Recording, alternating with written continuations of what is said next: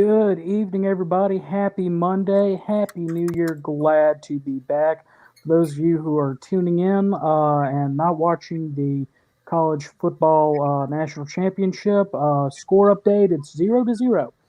Um, but before we get started, the views and opinions expressed on this program are not necessarily the views and opinions of the Sons of Confederate Veterans, its GEC, any division, brigade, camps, or other subsidiaries, strictly those of us who are expressing them.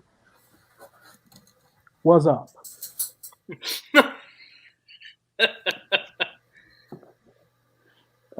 Starting the gag reel off early this year. Glad to see everybody in the chat who's here. Of course, we've got the Commander-in-Chief with us this evening. Larry, how are you doing? Happy New Year, everybody. Happy New Year. Like I was telling y'all earlier, I'll only be with y'all for just the first few minutes, but if you don't mind, let me make a couple of little announcements and so forth. By all means. Happy New Year, everybody. Congratulations to the producer and our director here, Connor Bond and Harrison Dawes. Just want to congratulate y'all on season 3 getting started. I know great things are fixing to happen this year, especially, correct me if I'm wrong, we had over 100,000 views last year. Is that correct? Over 125,000 reached. 125,000 reached. Hey, this is a lot of people, and I know we can reach even more than that. But I just wanted to tell everybody, everybody knows I'm a school teacher, so I'm kind of tied down trying to make a test out and a lot of stuff, so that's going to take me away tonight. But I just wanted to tell everybody, Happy New Year. We still got 6 months left in my administration, and that a lot of things are fixing to start happening these last 6 months. Just because I'm in the downward swing does not mean that I'm sitting around doing nothing. A lot of interesting stuff is starting to happen. Pretty soon, the Nathan Bedford Forrest statue is going to come out of hiding and is going to be set out for public viewing on our property. Jason and I discussed it. It needs to come out. It needs to be on our property. And it will be out for public viewing, which will draw people I know to our property. And repair work will begin on it. That will be the first part of the phase. And then the next part would be the pedestal going up on the grave. So interesting things happening there. Second, a couple of months ago, I started a museum committee to research the storyline that we want presented to the general public. And that committee has, just gone leaps and bounds, accomplishing things that I can't hear anything.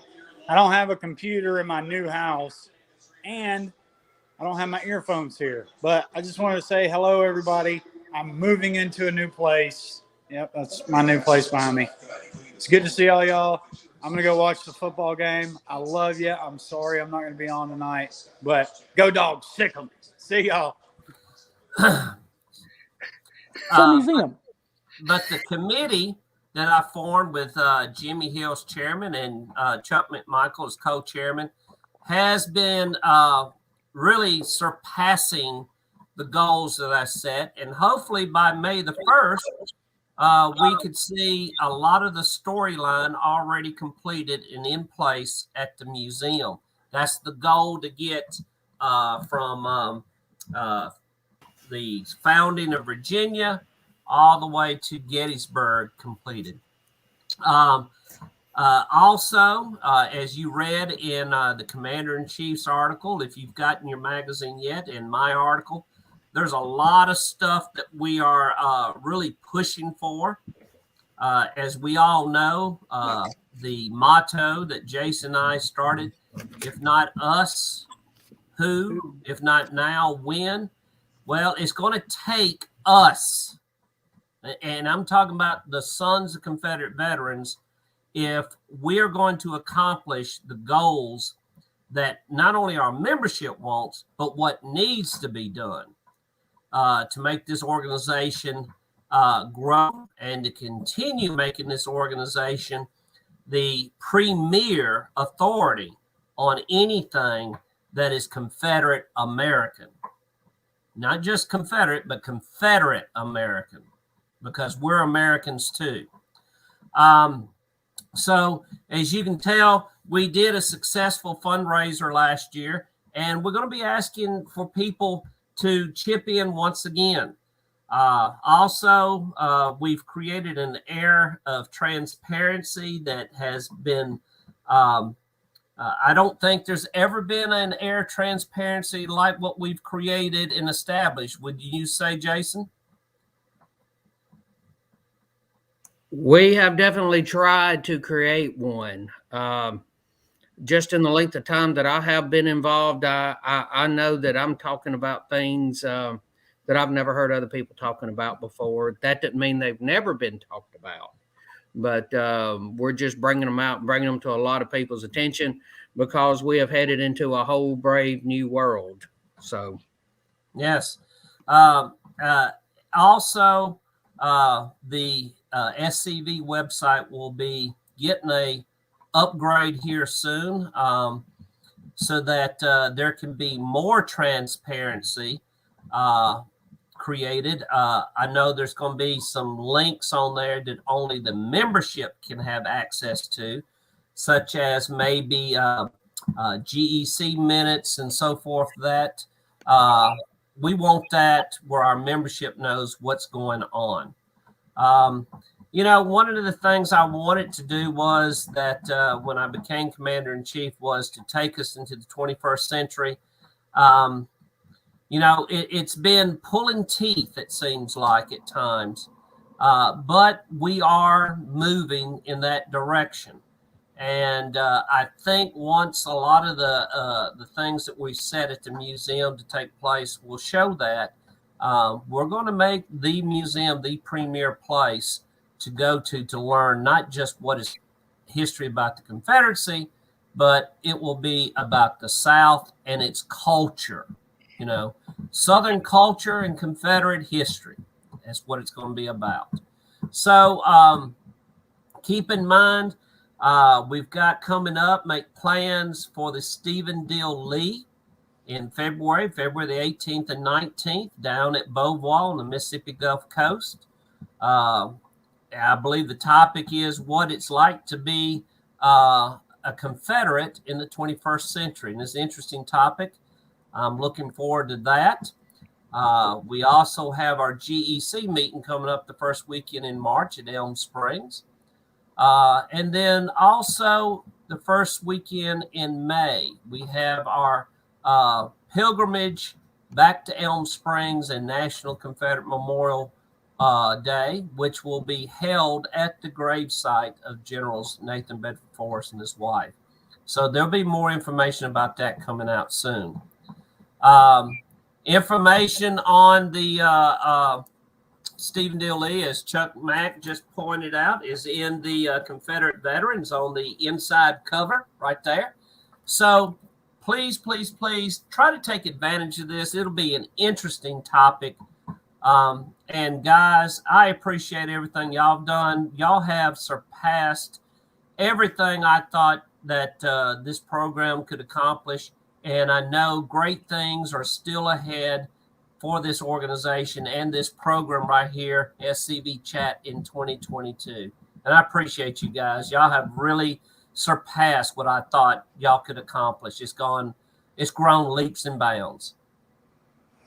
Well, we appreciate it. We appreciate you giving us a loose leash to be able to do this. It's been a loose labor. Leash? There was a leash? There was a little bit of a leash. Okay. Believe me, leading up to if you remember from our first November episode, we began talking about Bedford Forrest, and I almost went off on the city of Memphis. Yeah, that's the leash I'm talking about. Oh yeah. Well, guys, look, I've got to finish a test, and I've got to get some grades in and so forth like that. But congratulations on your first 2 seasons and going into season 3. And, everybody, if you haven't made reservations for the national reunion at Cartersville, the main hotel is sold out. One of the overflow hotels is sold out. Get your registration in because it looks like it's going to be an interesting, big national reunion. As you know, it's election year, and we encourage people to come and cast their votes.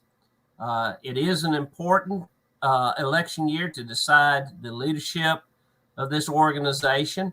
And we know one of the biggest issues is continuing the direction that we're going forward, and bringing this organization to the 21st century and helping it grow.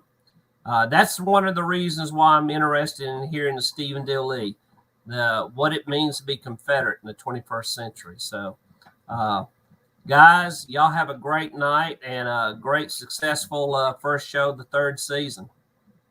All right, and thank you, Jason, thank you for everything, brother. Couldn't do it without you. Love you, man. Yeah, I love you, Commander. Appreciate you. Thank you for everything. All right, y'all take care and have a good night. You too, sir.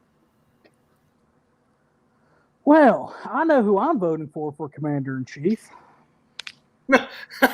So do I. Who might that be? Some little retired man from Tennessee. My dad.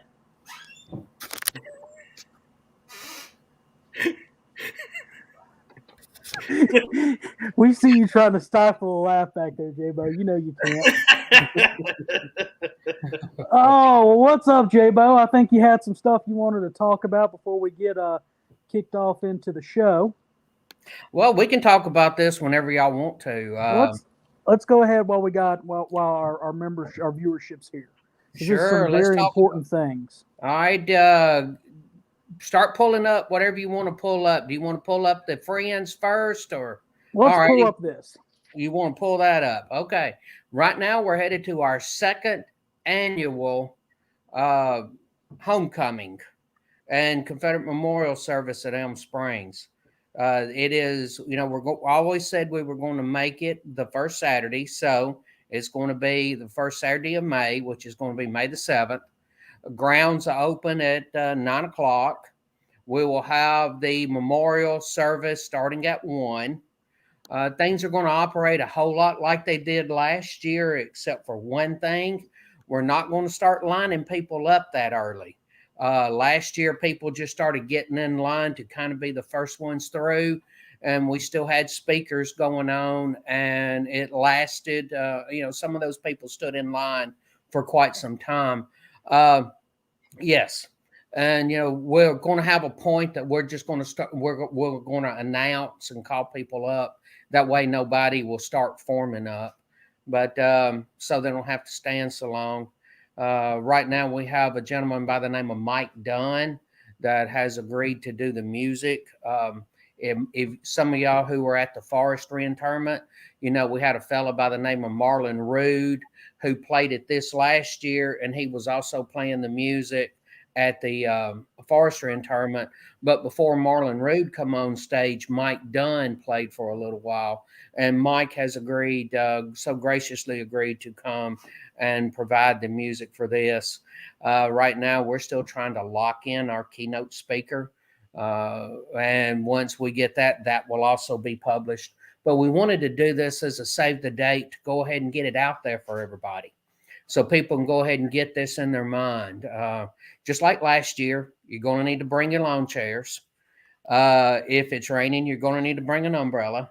But be careful about the umbrellas, and don't bring one of those things like a big golf umbrella. Just be mindful of the people around you. If the sun's shining, you're going to need to have sunblock. Make sure you bring your cooler with you yourself. No alcoholic beverages on the grounds. But you can just come and enjoy the grounds before it starts. The museum's going to be open. Right now, we're trying to get some things in place for the museum so that it will be more things in there when this happens. We're going to try to change quite a bit between now and March, and then again between March and May. We're going to try to change it up a little bit, bring a few more pieces in. And we hope to have quite a bit done on what is our timeline by then. It depends on what is the outcome of the DEC meeting in March and how soon we can get moving on our timeline. But for those that are wondering, our timeline is going to start in 1607 and it's going to come all the way up into modern times. So, make plans on coming, make plans on being there. Our Confederate Museum, our Hearth and Home is growing, and it's going to continue to grow and continue to change as these things happen. So as we lock down our keynote speaker for this, we'll be back on here updating it. But go ahead and save the date. First Saturday in May, Saturday, May 7th. Gates will open at 9, and then the memorial service will start at 1. And I hope I filled everybody in on that. Yeah. And when it's all said and done, there may be another SCV chat dinner / Kentucky Derby party. Okay. This one I would love to participate because I missed the one of the forestry interment, and it is still talked about here in Columbia because I still go in there and eat, and they did nothing but brag on everybody. They've talked about how wonderful everybody acted, how gracious everybody was, how everybody was understanding because we had so many people that were there. My regret, well, I'm not going to say it was a regret. I do regret that I wasn't there, but for the reason that I wasn't there, I was very honored to do that, and that was the bodies. But this one, if we have one, hey, that'd be pretty cool if I can make one. So, well, my sister's standing in the doorway in her big, weird white sun hat, giving a thumbs up. So I think she's down for another trip to Catfish Campus and a Kentucky Derby party as a ultimate celebration that evening. And here's the deal about that. One of the things when we have speakers come in, our camp meets here in Columbia. We meet at Elm Springs, and we bring speakers in, and almost all the speakers want to eat at Catfish Campus. I mean, that's just one of the places that we go. I end up eating there a couple of times every month because somebody will want to come in and want to go there. So people really brag about the place, and the food is good. I see a fella that pops up on here every now and then, a fella by the name of Todd Owen. And Todd Owen said that's one of the best steaks that he ever had. The best steak he ever had was at a catfish joint in Columbia, Tennessee. Who would have thought such a thing, So, fun times. And I hope that we can do that. So we'll plan on it. We'll go ahead and reserve the room. How about that? Well, we may want to go ahead and reserve the whole restaurant because we got plenty of time to talk it up between now and then. Yeah. You want to try to get it for Friday night or Saturday night? Let's do it Saturday night so we can sure enough throw down with the running of the horses and everything. You can't get more southern than the Kentucky Derby. No. Okay. No. Yeah. Funny enough, I've never watched the Derby. Now say that again. It's good now. Okay. All right. Okay. Billy Bryant wanted to know if you're going to be coming to our neck of the woods here in Mississippi before we move on, before the election. I'm going to be down for the Stephen D. Lee. Invite me down for something else. Okay. I'm coming through there a couple of times. I'm going to Louisiana a couple of times. I'm going to be in Opelousas next weekend. So, this weekend. I'll be in Opelousas then. So, if y'all want me down there, y'all holler at me and I'll be happy to come down. All right. I'll holler at you later this week. Yeah. If y'all have something going on, I'm more than happy to come visit. All right. So the next thing talking about Hearth and Home is this one. Okay. That is the Friends of the Confederate Museum at Elm Springs. That is just want to remind everybody of these things. You know, this has been around now for what, a year and a half now, maybe. And this is one of these things that ebbs and flows. You know, it'll get on people's radar, and we'll get quite a few people out of it, and that'll join. And then next thing you know, it's kind of falling off. This is the money from this is strictly going to go to the Confederate Museum at Elm Springs. It's just going to strictly for there. And it is going to pay from everything that the museum is going to need, from, you know, artifacts to whatever else might be needed. And there's all these different levels. This is a yearly deal. So once you join, it's not like you're going to join one time and it's going to last forever. You will have a yearly membership fee for this. So if you did it last year, keep on doing it. All right. Let's scroll through. I'm trying to get them all linked together. Yes. David Pope, I'm speaking at Knoxville on the 22nd. Yeah, speaking at Knoxville. And for Deputy Chief Kennedy, I know who I'm voting for, Lieutenant Commander in Chief. Really? It's your go look in the mirror and he looks just like you, except he's got more of a beard. Yeah, the old Kennedy twins. Don't call them the Kennedy brothers. I've made that mistake. I got called out on that. Yeah, I won't do that again. Once was enough. I did. One and done. One and done. Yes. All right. So really quickly, do we already have candidates campaigning in our organization, and how do we vote? Yes, we do have people who are campaigning for various offices from the Army level on up to the national. The way that voting is handled for your Army commander and councilman, that's done during your Army meeting, which is at the national reunion on Saturday morning. And then the election for the commander-in-chief and lieutenant commander-in-chief are usually held Saturday during the business session. It's voted by delegate number of camps, so I believe it's every multiple of 7, or is it 10 and then multiple of 5? Okay, my bad. Multiple of 5, you get 1, so 7, and then, you know, like 10 and so on and so forth, going 10, 15, 20, on up. Yeah. Is you get, you know, a number of delegate votes, and the person with the most delegate votes wins if it's a contested race. If not, it's usually done by acclamation. But you have to be present to vote. Right, no proxy voting. Yeah, there is no proxy voting. In that includes your Army meetings. The Army of Trans-Mississippi, Army of Tennessee, Army of Northern Virginia will all have their own Army meetings on Saturday morning, and they will all be voting separately. And they will elect their own councilman and their own commander. Right. So you have to be there. You have to vote. So, yeah. If you want to vote, you have to be there. Let me say it that way. Right. Yes. All right.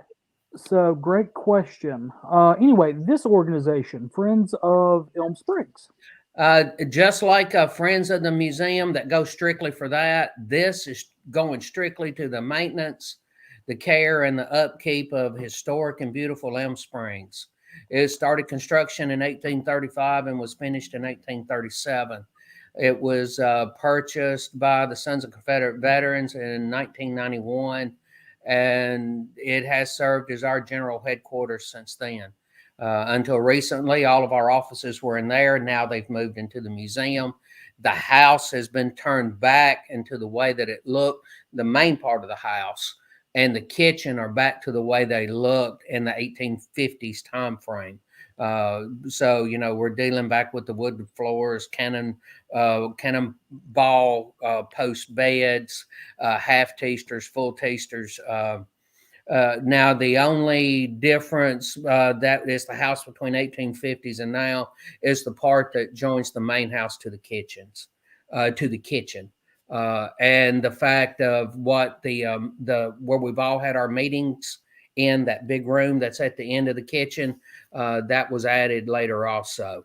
The breezeway was done, we're guessing, about 1930, and the where what we use now as our conference room and meeting rooms was probably added somewhere in the 1980s in that time frame. So other than that, the rest of the home, the kitchen and the main part of the house, they're back like they were. And all of the money come from this goes strictly toward the house. All right. And of course, we've got how many acres up there, J-Bo? 78. 78 acres. Really quickly for Ron, to how you become a delegate. Your camp has a form where your camp commander and or adjutant sign off saying that this person is a delegate. Some camps do it different ways. Some camps, okay, Harrison's the only person representing his camp, so he signed off to be that delegate. But in other cases where there are multiple, the camp is supposed to elect the delegates. Kind of like the what's that electoral college that they're trying to abolish. Yeah. Yeah. So, and Paul Gramman just brought up about the credentials form. Yes, you're going to want to fill out your credentials form. No mail-in ballots. I saw Donnie Kennedy come in with that. There's no mail-in ballots, or I have never seen any mail-in ballots. Everything that I've always seen is by the people that are there. Right. Yep. Democracy in action. I guess we're going to have to, as we get closer to reunion, do a special episode on answering voting questions. Because this will be our first election since that SCV chat will get to cover. And I think I'm going to get the Tim Russett whiteboard out. Okay, that's how we're going to do. Okay. Yeah. Okay. No hanging chads. We were still tossing around the idea of SCV chat the last time we had an election on the national level. No, yeah. They were being sworn in. He was just sworn in as Lieutenant Commander in Chief, and we cornered him at the ball and said, "Hey." Well, that conversation started before then. Yeah. It was just, well, let's see what happens Saturday. Well, let's see what happens Saturday. And we're gonna have to wait until I get sworn in on Saturday night, So three seasons later, here we are. But later, here we are. How many acres again to get back on to 78? And what are I know we're gonna have the General and Mrs. Well, we have the General and Mrs. Forrest buried up there, and we're gonna have the equestrian statue. But I'm sure we've got other plans for beautifying the grounds, such as. Well, we have this thing right now called Bricks and Pavers. And when we first started this program, this thing started out like gangbusters. We've sold about 100 and, I don't know, somewhere 113, 115, 120 bricks, and it just died. It just stopped. Nobody was buying any, or they were just trickling in. Starting a month or so ago, we started a real huge push on this again. We wanted to get past the forestry interment. That held us up for a little while. But we've started a big push for these again. And right now we have crossed our 200 barrier. The first set of orders will be going out. You have, if somebody wants to get a brick, you have until the end of the month to get it in on this order. This order will go out on the end of the month. So as soon as these come in, we will start placing these bricks. Where we are going to start is, if anybody has been there at Elm Springs, you come out of the front of the house, you hang a hard right. You're going to go and start down the yellow brick road, which would take you over to the museum. There's a bend, there's a curve there in the yellow brick road. Take you a point from right there and start walking straight out to the original Looney family cemetery. As you get out there a little piece, we're going to build a roundabout. Now, I know people have a hard enough problem navigating when they're driving a roundabout. But we're going to put a roundabout in there. And the reason why we're going to is, yes, we're going to fill it up with bricks, but we're also going to use it as maybe an area that we want to put another monument. Maybe an area that we want to put a big stone to talk about the museum or whatever, or we want to have a memorial tree there, something. But from there, we're going in this roundabout, we're going to break it off, and one leg is going to head over to the museum. And You come back to the roundabout, and it goes over to the Looney Family Cemetery and over to Simeon Cummins, the Confederate sailor that was off the CSS Alabama that was brought back and reinterred there in 1994. And then it's going to go on out to where Marianne Forrest and a fellow you might have heard of, Lieutenant General Nathan Bedford Forrest, are buried. And then it's going to go back to the house. So we're going to have quite a few bricks we're going to need to put in. We just now gotten selling them good again. I'm going to, right now it's going to take me a little while to get the form put together. Hey, go ahead and get your bricks sent in no later than the end of the month, because it will be gone out by the end of the month. And I'm hoping to get started putting on these. Maybe we can have them back in a couple of weeks. 6 weeks is what he's telling me. So maybe we can start putting them out in late March. Right. And then we have another beautification project, which is the benches. We had the first two that have that water that are already in place, and we decided to model the rest of these after those two benches. We have sold a grand total of 11 of those. And when we ordered these, we were in the middle of right after we started the COVID lockdown. At that time, the monument company we were dealing with had to put them on order. We've got 11 of them. They are on order.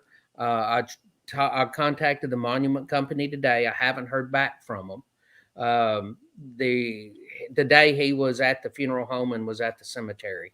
So I know that stones are now coming in. I have talked to several other places in case I have to go a different route. I have already taken pictures and sent stuff to another monument company. It's farther away, but see if we can. If he says he can't get it, I'm gonna talk to them to see what their time frame is. And if they say, "Hey, we can have these things here ready to go," then we're gonna let it rip. We can't keep dilly-dallying and waiting. I know that COVID has put things on a lockdown. I know that the monuments, that the monument companies were shut down. He was shut down for 6 weeks himself. I know that the pits have been shut down. And I do know now that I'm starting to see headstones in cemeteries. For a long time there, people were being passed and were passing, and they had monuments and headstones on order, and they weren't coming in. They were months and months and months from being out. And from what I'm seeing now, there's a few of them starting to show up. So I'm going to jiggle the handle on that and see where we stand. And if I need to go a different route, I will.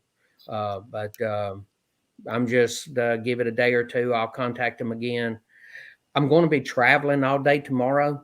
Tomorrow night, I am going to be in Alabama. I'm going to be down at Fort Blakely. I'm going to be down in Foley, Alabama. I'm going to be doing a Lee Jackson down there for those guys. Tommy Rhodes camp.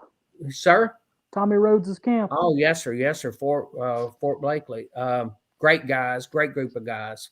Looking forward to being down there. So I'm going to have 8 hours on the road tomorrow and 8 hours on the way back. I'm sure I can probably maybe get in touch with somebody by then and just see what I can find out. All right. And for everybody who's been watching, and I know we've been bringing the images up on screen at 8 o'clock tonight. All of these will be on our normal Facebook page, so check that out. While talking about Facebook and everything that we have done, encouraging everybody really quickly to please like, share, and comment. It was kind of funny. If you saw our Christmas card, our punny Christmas card, we hope it may be a little early with the picture of Jubal early, but you will have a Merry Christmas, General Yule. Mm-hmm. That got more views than our Christmas episode did because everybody shared it. Mm-hmm. It went from 0 to 12,000 like that. To the point one Facebook group actually took our card, cropped off our signature, and Harrison and I called them out on it. Yeah. So guys, please, if you're watching, remember to share our updates that come from the page, share our videos, everything like that. We're wanting to break that number that we had this past year. Our counter started over on January 1. So we're hoping that we can build that. Now we've talked about General and Mrs. Forrest quite a lot this evening, and we've talked about them quite a lot for the past year. And if memory serves correct, there was a little feller named Jamie Matthews who was making a little something. Why don't you? I got it set up. I've thrown you the softball. Swing at it, J-Bo. Yes, sir. Anybody who was there at the Forest Tournament, you saw this gentleman going around with a camera doing a bunch of filming. He was doing the documentary for us. His name is Jamie Matthews. He has done the videos. If you know the one that I did earlier in the year that was talking about Hearth and Home, talking about Elm Springs and the museum, he did that one. He did when Larry McClooney was Lieutenant Commander in Chief. He did his videos, the one that Connor is in, and he is right now. I'm actually working with him on something else as well. I'm going to try to get some just strictly audio commercials going. Get some things recorded. I've sent a few things to him, and I'm going to be very shortly getting with Forrest Dawes, see if he can put these to it. But Jamie, sorry, I digressed a little bit. Jamie Matthews, we're still working on getting some footage. And I just did a Dropbox thing to him today that had some more footage in it. So in the process of getting that, we are still at about an hour and 20 minutes on the documentary, but we don't know exactly when it is going to be coming out. So I asked him if he could create us a 1-minute teaser video at this point. One of these that is, how you go to the movies and the movie's going to be out in May and they send you, and you see a preview of it in January. This is what this is. Hey, So, Lee. Hey, Lee. We just put your comment up. Watch this. You want to roll it, Moose?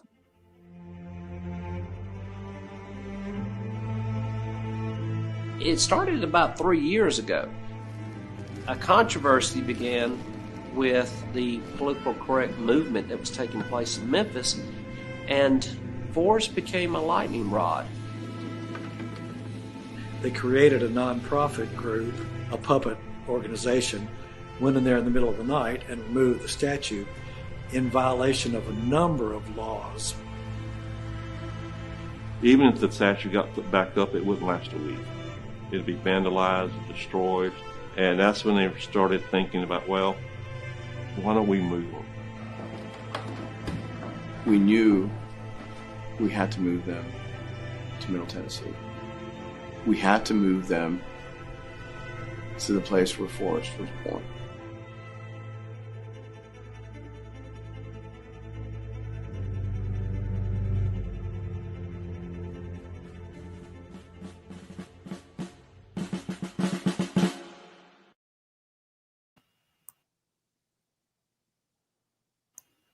okay, fellas, what do y'all think?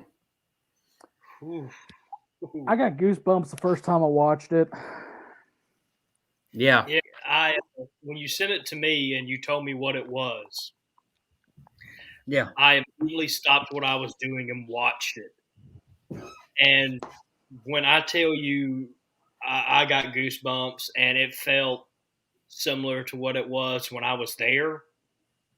And the excitement for this that I felt wanting to see this video and cannot wait to see this, it happened all over again. Yeah. And I mean, wow. I watched it at least 5 times before even trying to upload it into StreamYard. No. It's I've seen about an hour's worth of what has come before. Now, the we have the whole ceremony taped, but not the entire ceremony is going to be on there. As you know, it went long. So we're going to take a few things out of here, a few things out of there. Nothing that is going to change any of that, because we don't want it to last too long. There can come a time, if you have hour worth of speaking, that people are going to lose interest. And we want to put in there about the disinterment. And then we want to fully cover everything past the service, because a lot has happened past the service. For one thing, the graves are now concreted over. Then there is the part of the equestrian statue, which something's going to be happening with it soon. So there's more to this story. To me, I liked it. I think it kind of caught the moments of what we had there. I did not realize the complete size of the crowd, but we covered up a good little spot there. So, yeah. Well, that was absolutely lovely. Well, before we start talking about our actual topic for the evening, because we're giving updates, there's some stuff that has come up, at least on the behind the scenes with the chat, that I kind of wanted to talk about. Harrison doesn't even know about this, but it's some stuff that we feel like we need to mention. First things first, we appreciate all of y'all who are inviting us to come and speak to your camps. Or come and be a part of your services. We really appreciate that. However, this year we've got two big projects we're trying to accomplish. Project one, Jabo already knows about, and it's one that may even go further than this year. We're wanting, Harrison and I have talked about it, we want to do a documentary that goes hand in hand with the museum. Covering, a very, very, very quickly, I say quickly, we're trying to cram 1607 to, 1906 within 30 minutes of history. It's probably going to be closer to 45. But following the timeline as best we can, and then doing some interviews about the SCV and what it means with several of our members of the GEC and members of the Confederation. That's something that we want to do. We want to make a good history of the organization, a good lasting legacy for this organization, and that's taking a lot of time, effort, and I'm 5 pages into a script right now, and realize that I really need to get Commander-in-Chief McMichael and Jimmy Hill's notes to see what exactly is in there, because I went on a little bit too much about Jamestown, I feel. But that's one thing that a lot of our efforts are going towards. As we have mentioned, and we'll continue to mention, this project is mostly funded out of our pockets. Other than requesting a couple of little grants from some folks here and there to pay for StreamYard so we can do the broadcast, all the equipment we have is our own. When we travel to somewhere, it's out of our pockets. So while we appreciate it, that's what we're trying to do. We're more than willing to try to work in whatever we can, especially if we're going to one of your areas to shoot. But it's not that we're not wanting to visit y'all. It's just that we're wanting to get this major project out of the way. Yeah, and we would love to do this in the future. We would love to try to go to, of course, as much as we can. But as GCB has already said, we have a lot of great things we want to give y'all this year. And, of course, with everything in this world, it costs money to do things. Yeah. And I'm a college student. I don't have much money to begin with. So if you see me and GCB together, more than likely he's been nice enough to pay for me to go up there. And I've given him maybe 40. More than likely. More than likely. Yeah. I've given him maybe $40 for gas and paid for one meal, and we've been with each other for 3 days. And even then, that was a McDonald's meal. Yeah, it was a McDonald's meal. I picked my meal. He was like, "You're paying for one meal," and I bribed him into a McDonald's. And even after that, I'm going to be a school teacher in my great state of Mississippi. That doesn't pay much either. And I'll also be paying for, of course, a master's program to get my degree to teach. So everything costs money. We would love to do as much as we can, and it's just we can't. But we love y'all. We thank you guys for thinking of us. And again, one day we hope to. It's just, of course, right now we're trying to get these two great projects in, and we really think that y'all will love these projects too. Right. The second project J-Bo doesn't know about, but it's one that Moose and I are kind of kicking around. Moose, Matt, and Daddy Moose were kind of kicking around this idea, and it's when we would be able to visit some camps. We're in the 160th cycle right now, and we're kicking around an idea of, if you follow the American Battlefield Preservation, they try to go out to certain battlefields on the anniversary dates. We're kicking around doing one in August. We're not going to say where, but it'll be actually 2 battlefields for the price of 1, if that helps you. It's closer to the 1862 date than it was. Well, actually, we're splitting the difference between the 1861 first battle and the 1862 second battle. And if you can't get the hint where we're trying to go, crack a history book. Really good laying down the hints there, Bolt. Yeah.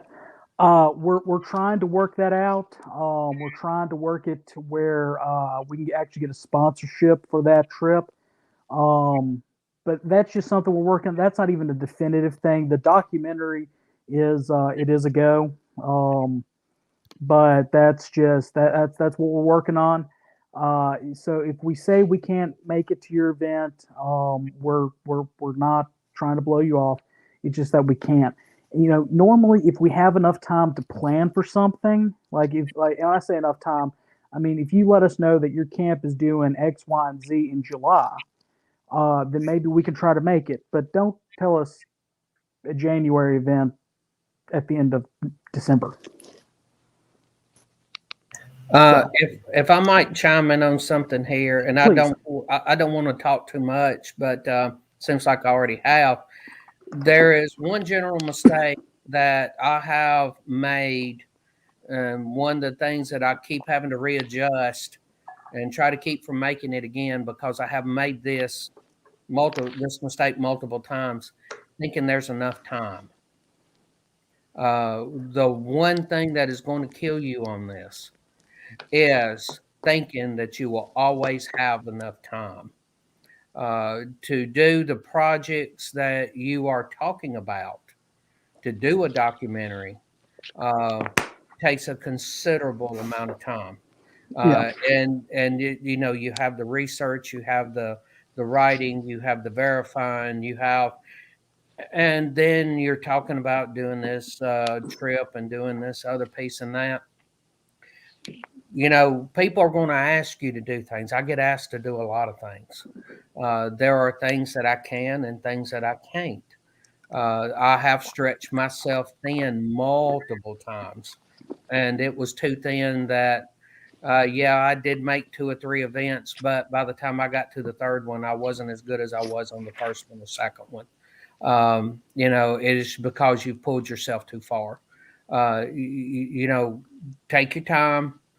Plan yourself out and make sure that you've got enough time. If these are going to be your projects, make sure you take the time to do the projects and do the projects right, because it will hurt you more internally here and here if 3 or 4 years down the road you go, I wish I had put a little more into this. Right. You look back and you go, don't make the mistake and say, I've got enough time, because right now you don't have enough time. You're going to have to create the time. You're going to have to create the time to do it. Right. So, goodwill and Godspeed, gentlemen. Yeah, and like I said, like I was saying, we don't mind coming and doing stuff. Just we need the notice. But we are busy behind the scenes, working on things. It's not just planning the Monday show and the Thursday show at this point. This is something that when I told you when I called you originally about this the documentary idea, Jabo.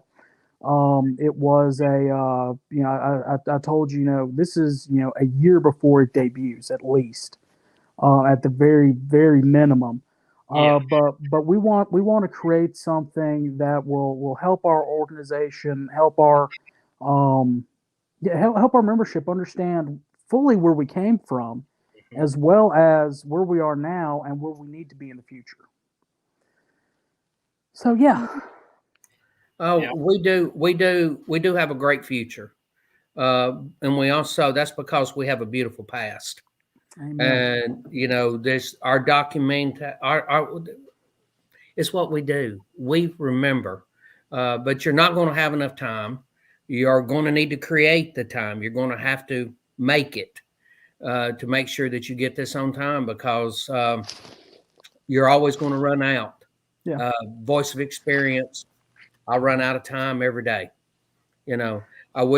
Sometimes I wish we had a 48-hour day, and we had a longer time on this earth, but that's just not the way it goes. So good luck and Godspeed. Yeah. Which by the way, Jabo, I'll probably see you up in March. Get ready. That's a sign. We're going to be doing some shooting up there. Come on. So come on.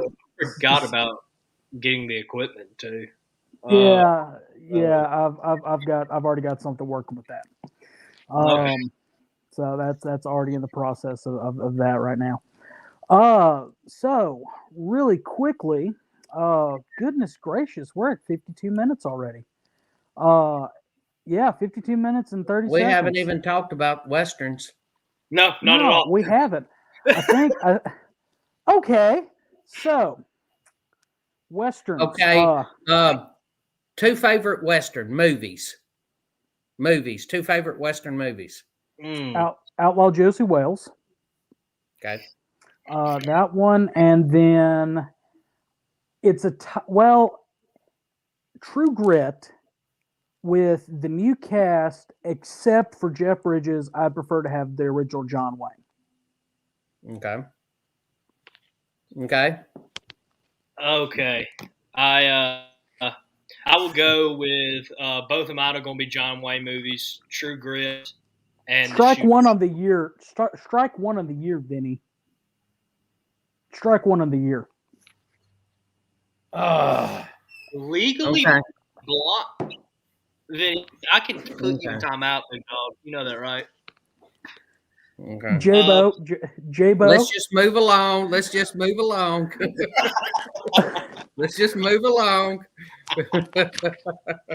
I forgot about Tombstone. That's a good third place. Okay. And I've got an interesting thing about Tombstone. And then if I had to pick a fourth place, Open Range with Robert Duvall and Kevin Costner. Okay. I love the Man with No Name trilogy. Okay. I know the guy you're talking about. Terrence Hill. Yeah. I'll go ahead and both of mine are quite old. First of all was The Searchers with John Wayne. And mainly what really drew me in on this is the story itself and all that, but the fact that John Wayne was a Confederate soldier, and he said something in there which I have used many times, and that is when he is asked to take an oath to be I believe it's to be a Texas Ranger. He said he could not because a man should only have one oath at a time, and his was to the Confederate States of America. Kudos to that. Mm-hmm. And another one would be Red River. And Red River has John Wayne and Montgomery Cliff, and that is where they do the cattle drive on the Chisholm Trail. Montgomery Clift plays John Wayne's son, and Montgomery Clift had just returned from the war as a Confederate soldier. And, those are two ties there.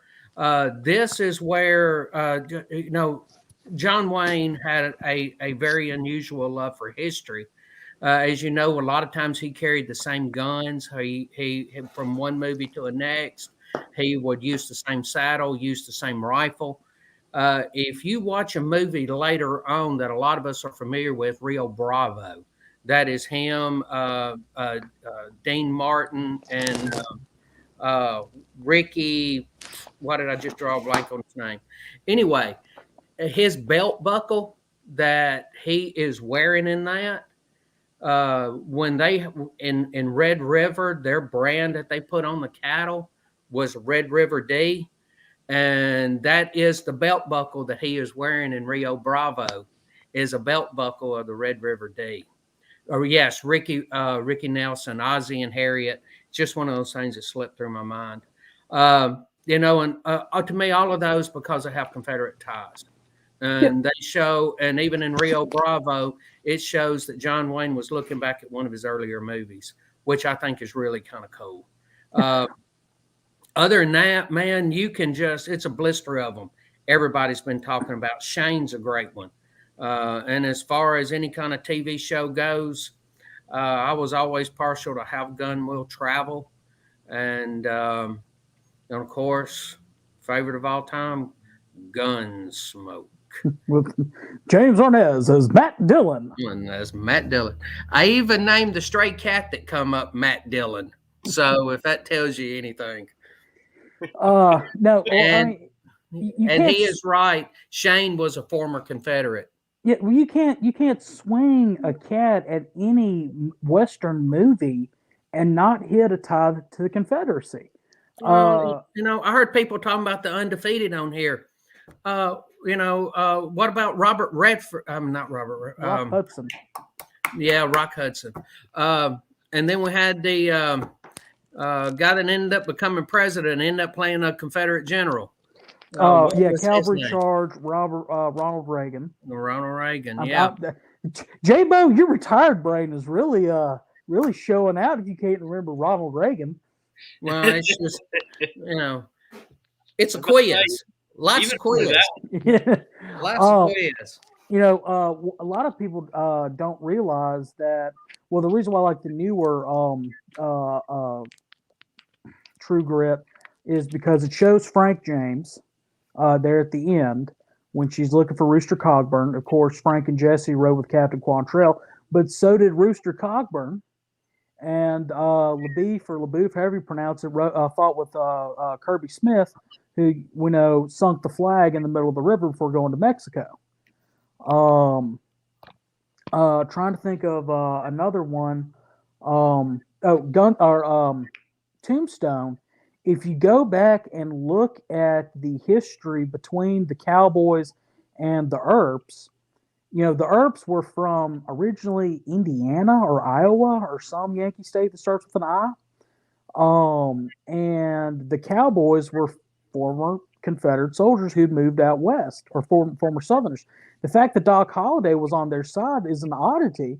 And if you go and look at the history in the newspapers in Tombstone talking about the original gunfight at the OK Corral, there was a Republican Northern Lincolnite newspaper that sang the Earps praises, but then there was a Democratic one that sung the Cowboys, saying that they were just gunned down in cold blood, and that is a direct correlation to the war itself. Goes on to inspire several different movies. Just a little fun history fact for you. And that's the whole thing about it. If you go back far enough in a lot of these Westerns, they almost all had some kind of Confederate tie. Somewhere along the way in so many of these movies, they were there. They didn't hide from it. They actually portrayed it. In some cases, they portrayed it typical Hollywood, and it was, but then there were times they actually played it straight up. And, it's, it just wasn't hit at that time. I was watching a Gunsmoke not too long ago, and it was one of those where they had gone into color, and it was a Confederate captain, and they actually showed the battle flag flying in his house. He had it up on the wall, and I'm thinking, okay, great. At that time, they could have done that. Right. And it wasn't talked bad about. It was mentioned, but it wasn't talked bad about. And, now it would have been blasted, and this guy would have come off as being horrible, and just my opinion. So Look at She Wore a Yellow Ribbon. When they make it to the stagecoach and the Indians have already attacked, and Trooper Smith, who I cannot remember his real name, is wounded and succumbs to his wounds, and he remembers he calls for Captain Tyree. Well, Tyree, of course, is wearing sergeant stripes. He's calling him by his Confederate rank, and when they bury him, the wife of the commandant of the post uses her petticoat to make a small battle flag to go on his casket. I mean, that is a huge moving scene that you just don't see anymore. And honestly, in my opinion, Hollywood has lost the ability to write a movie and film a movie that is not a blockbuster with action heroes and explosions. Everything is either a comic book hero or it's just full of violence and explosions. The art of dialogue, the art of conversation, it's long gone in movies. You actually have more heart-rendering, moments in a Hallmark movie than you do in any kind of Hollywood movie. I mean, and I realize that I'm probably going to draw some ire, but that is the truth. My wife has watched some Hallmark movies, which mean I saw the Hallmark movie, and it is actually a lot more emotional than anything Hollywood's putting out. So they have lost the ability to tell a story. And that's even knowing that Hallmark has 8 actors, 8 settings, and 8 stories. And they still do better than Hollywood does. Well, I really hope that Hallmark will take my letters of suggestion and hire Carl Jones as a writer, because he's got some good ones. Yes, he does. He does. Yeah. And realize that's just my opinion. I have no faith in Hollywood. I trust Hollywood like I trust a politician, and I trust a politician like I trust myself 3 days after a Taco Bell meal. It is just you just don't. So that's my opinion on the subject. Huh. Wasn't expecting the 3-day Taco Bell meal, Jason. Well, I was being polite to what I would normally say. Yeah. That's what I was expecting. What you would normally say. I'm going to put that on the gag reel just for you guys. Catch me one time when I'm saying the real thing. At least it wasn't Freddy's meal. But no, wasn't a Freddy's. No. But it is, and that's what's so sad. It seems like now all that can be made is comic book action heroes, fantasy creatures, and the art of storytelling is gone. It's sad. Let's put some guy in tights and have him spin a web and fly around the city solving crimes. Come on, really? You know that Spider-Man could never be a Southern superhero. Yeah. Because I couldn't see. There's no way he'd be successful in the heart of the Mississippi Delta. No. He would be swinging around one cell phone tower, and that'd be it. Yeah, that's all that's out there. Mm-hmm. Well, I just, GCB, I thought you were going a different direction. I just figured that it would come out as, as soon as he said my spidey sense is tingling, I think that's just going to completely come out wrong. yeah, I could see that. My spidey sense is tingling. But talking about the lost art of storytelling, and I guess that could also go into the southern the southern tradition, because we do tell stories. I mean, think about how often we've talked about our ancestors. We're telling stories about them. We often joke about the big fish tail. It was this dang big. Yeah, The fish is that big. That's part of Southern culture in and of itself. But what I was going to get to is one of my favorite comic book movies that have come out in the past. And amen, David Pope. The Confederate soldier was a superhero. Is actually Jonah Hex, that came out in like 2014.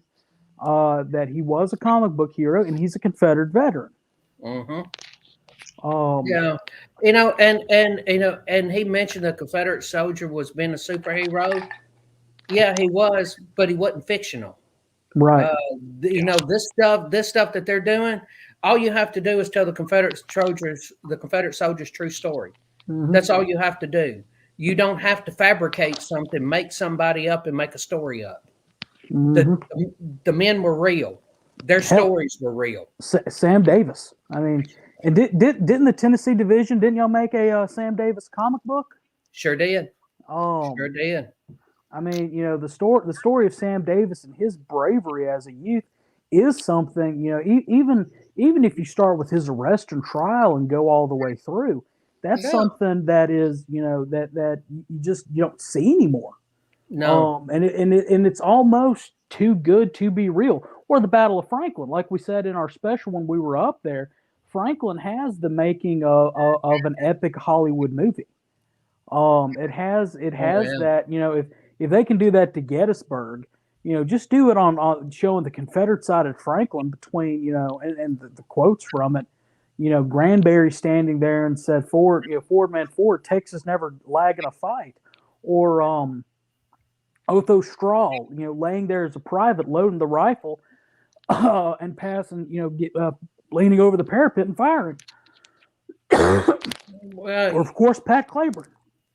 Yeah, and you just think about him before it ever started there on Winstead Hill, and he's got his little book. He's got a book out. He's writing in it. He's looked at the fortifications. He writes in his book. He lines his men up at the bottom of Winstead Hill. They're in a row. They go out and they go to hit the first set of earthworks. He spreads his men out everywhere. And then, the last person who sees him alive says, and he rides up, he's 20 yards from it, an artillery piece comes through, artillery shot comes through his horse, knocks him to the ground. One of his aides rides up. He goes to get on that horse. As he's mounting that horse, an artillery shell comes through, knocks him to the ground again. And the person that sees him last says he is standing on ground in a den of smoke with his kepi in one hand, his sword in the other, rallying his men, and he turns and disappears into the smoke. Now, that's just one man. Right. How many others did that? Because we know they broke the federal line there multiple times. Last time carrying torches. How many men crossed that one battle? And you were talking about Manassas early. Somebody was, and you get into Second Manassas, they come out of the ditch with sticks and rocks, dirt clods, out of ammo, throwing dirt clods at the Yankees, wanting them to attack again. Yes, they come after them. And it's just, they were superheroes, but they aren't fictional. They're real, and their blood is in your veins.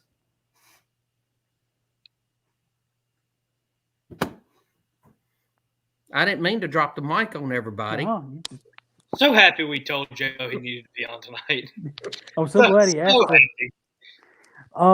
But I mean, but it still all goes back to what is the highest grossing movie of all times? I think it's Gone with the Wind, isn't it? It is. Yeah. Now, okay, I have never seen the movie. I have read the book multiple times. And as typical of things, if there is a great book, you do not watch the movie because the movie messes up the book. Mm-hmm. So I like the book so much that I've never watched the movie. And when they come out with the, another writer wrote that's supposed to be the sequel to that, and it was called Scarlet. Yeah, I got the book, man, and I started reading it, and I made it a little bit into it, and I go, and I said, well, no, I'm going to make it a little further. I'm not going to give up on it. Maybe it will get better. I never finished it, and I gave the book away. It is one of the few books that I have ever given away, and one of the maybe 2 books in my life I've never finished. Now I'll tell you what is good. Margaret Mitchell's family actually licensed, gave permission to the author of Rhett Butler's People, which is Gone with the Wind, but from Rhett's perspective, fantastic. I got a copy of it. I'll bring you in March. Yeah, I've never heard of that one. Yeah, it's good. It's not as thick as Gone with the Wind, but it tells Rhett's whole backstory, as well as getting into when he's not on screen, what he's doing. Yeah. But you see, and this is what I loved about the way Margaret Mitchell did it. She rode all over Atlanta. She rode all over all of those battlefields. And she talked to Confederate veterans themselves. Right. First-hand research. For a fiction book. For a novel. And it's just I love the book. I found this book and I think I was in like 8th grade when we had to do it. Might have been 9th, and we had to read a history book, and they gave us one of these. You had to read in English class. You had to read a science fiction book. You had to read all these different kind of genres. And I got into the history book, and that was the book that I drew, because you were supposed to draw the books out of a pool. And that is the book that I drew. And for the next 5 or 6 years, I read it once a year, because that was my go-to book. And I refused to watch the movie, because I had read other books and go to the movie and just, man, Hollywood, can't you just do something that is decent? And, no, they can't. They honestly can't. They honestly can't. Yeah. Well, yeah. Trying to think of any other. It's they dealt with it on some of the regular TV shows, all the Westerns from way back. And I know that we're going to go, I'm going to go ahead and mention it because it's on everybody's radar, and that's Yellowstone. Okay. You mentioned Kevin Costner earlier. You mentioned all that. Nothing has come up about anything like that, but people are on fire about this. It's almost we planned this entire episode because of that show's popularity. Yeah. It's just gone wild. Yeah. People have gone crazy about the show. And I wonder if it's ever going to come across anything, but it never will. But, to know that, Costner, what is that movie thing that he dances with wolves? Right. And all of that. I figure at some point in time he might, because he seems to be the kind of guy that will go out on a ledge. But I don't know if he will with this show or not. But it looks like I did watch the preview of 1883. Now, I hate Tim McGraw. And I don't know what in the world's happened to Faith Hill, but, that is what it is. But 1883, I believe he is a Confederate soldier, and Sam Elliott is a Federal soldier. Right. Mm-hmm. Okay. So at least they're tackling that in 1883. I would have to see where it goes. Yeah. If memory serves correct, because I only watched the preview episode once. All I wanted to know was how you learn to speak French. Sorry. He's captured at Antietam and spends the rest of the year, I think, at Helmira, or rest of the war at Helmira, or some Yankee POW camp. Yeah, yeah. Um, and that might end up being a good story. We'll just have to see where they go and how they play it. I hope they don't play it the way Hollywood does, but I'm afraid they will. Oh yeah. If you look at TV shows the past 10 years, most people who know me personally know that I watch a lot of TV shows and movies. I don't sleep well. And so, in order to pass the time when I get in from my day and I don't have really anything to do, and I'm just kind of like looking at my ceiling in the bed, I watch a lot of TV shows. And Jordy said this: they don't portray people that fly the flag in A Good Light on Yellowstone. They don't do that in any TV show. If you see a battle flag or anything connected, a flag with any connection to the Confederacy, they're always 90% of the time, and I legit mean 90% of the time. The other 10% of the time, they're still the bad guy, but they are like an evil bad guy. But that 90% of the time, they're redneck, white trash, dumb as a brick, missing a front tooth, bad, racist, evil people that, they'll get killed in the episode. Past Commander-in-Chief Michael Givens said it best in Vicksburg, Mississippi in 2013, and he should know because he was a cinematographer at that time. The only thing Hollywood has to do nowadays to create a villain is either give him a swastika or a Confederate battle flag. Yeah. Yep. Yeah, and it's the easiest thing to do. They don't have to write on it. They don't have to plan it. Like I said, the art of storytelling is gone.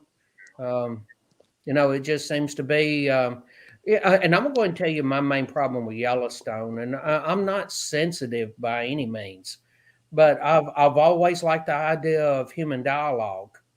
And I have never heard so much cussing in just a regular TV show. I mean, it is a constant barrage of obscene words, and I'm going, don't people know English anymore? They don't. This isn't even coming across. This is just, I'm just cussing you. I'm not having a conversation with you.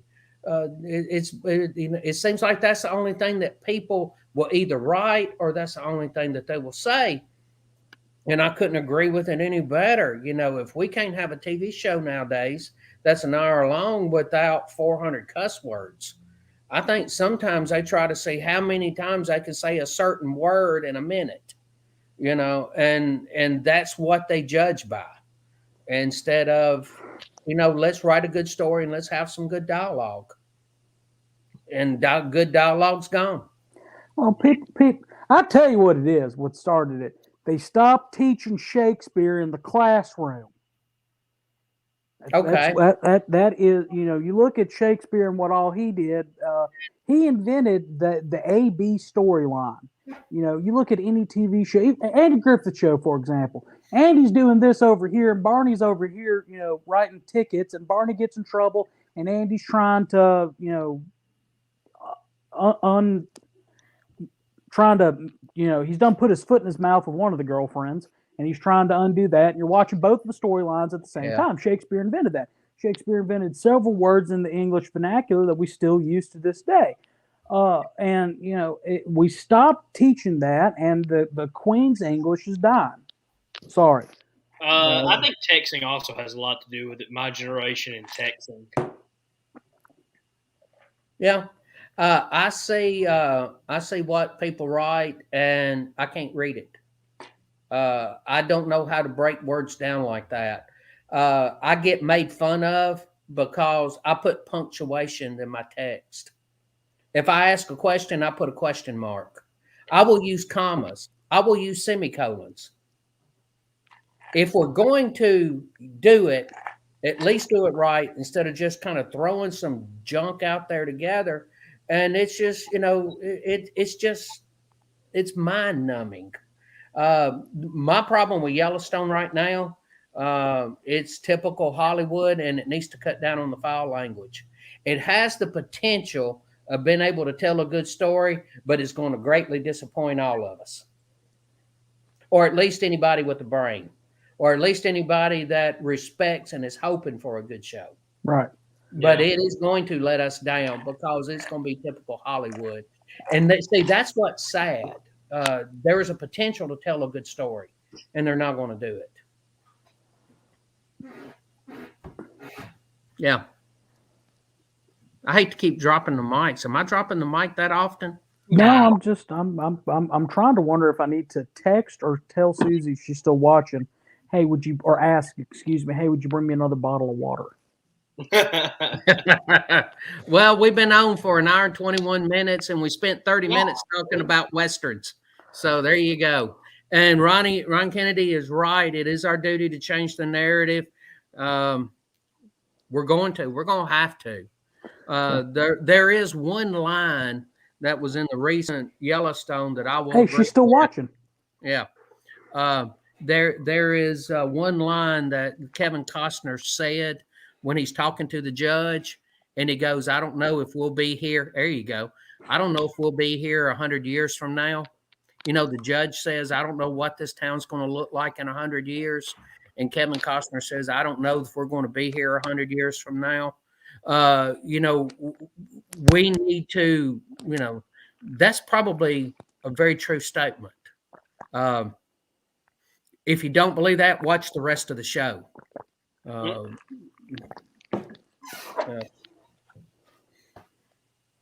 Yeah. Victor Smith makes a good point. Yeah. It's kind of like we trying to work towards that, Victor. Wow. Yeah. That would be good. Yeah. We're taking baby steps. I still think we need to have a cooking show with Chuck McMichael doing his Julia Child's voice. Well, we need him, and then we need Carl Jones on right after him. The Carl Jones cooking show. All right, little buddy, what you're going to do is you're going to take this here brisket and take the bones out of it. Thank you. Yeah. Yeah. You got to get them brisket bones out of there. Yeah. Yeah. Well, we actually talked about Westerns, so yeah. We lived up to our promise. Yeah, I know that, but see, guys, we hadn't talked to y'all in a while. We've been gone. How many weeks we've been gone? 3 weeks? Yeah. Yeah, 3 weeks, which is our shortest break we've ever taken. Yeah. Really? Yeah. And we had to do a little catch up. And I wanted to get that video out there, that little teaser for the forest reinterment documentary. As soon as we start to get all this together, if it looks like it's going to be a little while longer, I'm going to go ahead and get him to cut out another video out of that when we get more toward the end. So, yeah. Okay. Cannot wait. Other than that, y'all, if you're still trying to, I'm really proud of Matt for stepping up at headquarters with the new position. Yeah. He ain't on, so I'm going to talk about him. He and I have been talking and sending ideas back and forth to each other. There's going to be some interesting stuff coming out of headquarters. Some really cool stuff coming out of headquarters. And he and I have been talking about a potential shirt coming out of headquarters. We're still talking about it, but it'll have antlers on it. Okay. All right. Yeah, but I'm going to need you to veto that T-shirt. Hashtag moose shirt. Yeah. Fine. I'll just talk to our sponsor, Victory Flags and More, about making Yeah, just get it done that way. Yeah. Yeah. Let me, Dad. It'll be a T-Rex with moose antlers. You wouldn't let me do my first moose T-shirt idea. I'm gonna let everyone. Yeah, we've been at it for about an hour and 25 minutes. So we're gonna wrap it up, caught here. I'm glad that we're back. Next week we're because we started a week later than what we should have, but we needed to take some time and do some stuff. We're going to probably, if I can finish this book, I'll talk about it. If I can't, may not. So I don't want to promise anything yet, but we will have an episode Monday, this upcoming Monday. Same SCV chat channel, same SCV chat time. Thursday, of course, we've got Look Around the Confederation with Matt and Moose. So that ought to be good. Oh, it's going to be a good one. It's going to be interesting. I hope so. I cannot wait to see it. Remember, Wednesdays we do have our replay. So if you've missed an episode of SCV Chat, Moose usually finds one and replays it. So watch it. Slowly but surely getting towards that one video a day goal. It's a past 8:00. Yeah, it's 8:30. Oh goodness, we missed Pop-Tart time. Oh no. But if you need to get a copy of those forms we brought up at the beginning of the show, they should be on the page now. You should be able to print those out and send those in for either the Friends of the Museum, the Friends of the House, the Bricks, the Pavers. And remember, May 7th, first Saturday in May, is the second annual pilgrimage and homecoming at Elm Springs and a National Confederate Memorial Service. We're going to start working on details for a Kentucky Derby party for after that. Am I missing anything? I think we're good. Remember, if you have done anything, so like I know we have Lee Jackson banquets coming up this month. I know there was the David O. Dodd service in Arkansas. I saw that mentioned earlier. Other Lee Jackson events. Remember to send those as well as anything else your camp has done to scvyouthOutreach@gmail.com. Include a write-up of what it is, or we'll just make something up. And look out for that on Look Around the Confederation. That's on 7:00 on Thursdays. Yep. So everybody knows I will be at Foley, Lee Jackson tomorrow night. On this coming weekend, I'll be in Opelousas. This coming Monday, a week from today, I'll be speaking to a historical society. Then I'll have a Knoxville Lee Jackson.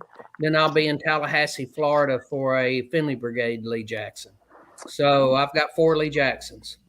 Also, Moose is right. We are starting to utilize our YouTube channel a lot more. Just search for SCV Chat on YouTube. If you're not on Facebook or have somebody who is not on Facebook and they still want to watch, if you're swapping social media platforms, you can still find us there. Until they decide to. Anyway, matter of time.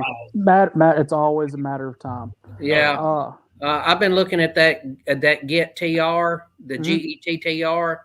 I've signed up on it, peddling around on that, and there doesn't seem to be any kind of hold back on anything like that. Do they have any? Do they have a live stream capability on there yet? Don't know about that. I haven't, but I think they do because I see a lot of videos on there. Okay. Well, worst case scenario, we can get somebody to create a page on there, and we can share our old videos on it. There's many other ways we can do it, and me and GCB have talked about it, and so just stay tuned for future updates on anything that we kind of branch out onto other social media platforms. There's a couple of other good alternatives out there. Yeah. And in fact, there may be a just when Moose and I are behind the scenes talking on our weekly talk, that may be turned into a little bit of a podcast. Oh joy! Yeah. Ooh, yeah. No, we talk about a lot. Yeah. Don't Yeah. worry. Don't worry. We'll stay on topic. We're going to have to. Yeah.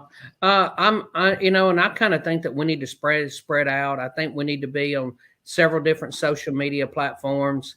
You know, right now, Facebook is considered the old technology, even to the point that some sites like Instagram are considered to be old and dated. So much is coming out there, but you have to be on multiple platforms, and that's the only way that we're going to ever get out in front of this. Is to say, okay, we're going to bite the bullet. We're going to have to take a leap, and it's just where everything is. I don't like it. I don't trust it. It is not. You feel like you're trying to dance with the devil on this, but it is where everybody is. Right. More people get their news from social media than they do from TV anymore. Right. And the one thing I will say positive about Facebook is we do have the live stream capability through there. Newer social media platforms do not have that ability yet. If and when they develop on those, and when we can get StreamYard to link to it, which should be easy, we'll start broadcasting on there. Yeah. And we're going to have to be in different places, so it's just the way that it is. But that just means y'all can view us more. Yes. Anyway, remember to like and share the page. If you haven't, share the videos. If this is your first episode watching, you got some catching up to do, but you can watch all of our past episodes on the Facebook page. Some of our past ones on YouTube, as they're slowly but surely getting up there. Anyway, we're going to call it here. And in the words of the late, great Harold Philpotts, no Fumar in the elevator. No Fumar. No Fumar. Redder frop. Redder frop.